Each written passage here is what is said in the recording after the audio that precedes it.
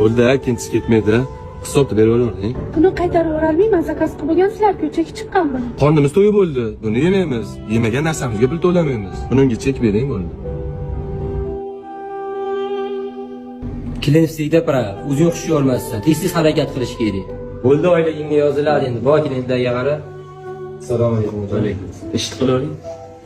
Men hammasini ko'rdim. Buni saboy qilib oling, uyga ketishda ballarga olib ketasiz. Yozmaydi oilangizga, men aytib qo'yaman. Xo'p. Ko'la bizda kamchilik bo'lmadimi? Ha, aka, ikkinchi ovqatni olib kelguncha qornim ham to'yib bo'ldi. Ishtahala qochib ketdi. Bo'ldi, zo'r akalar. Faqat jichcha noto'g'ri ish qilibsizlar-da. Qanday aka?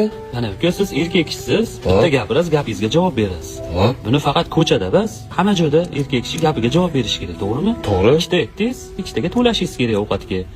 Bu ayol kishi bo'lsa qiynalgan, bekordan beri ofisar bo'lib ishlamaydi. Hozir qaytargan ovqatingizni uni oilaga yozib qo'yadi ishchi.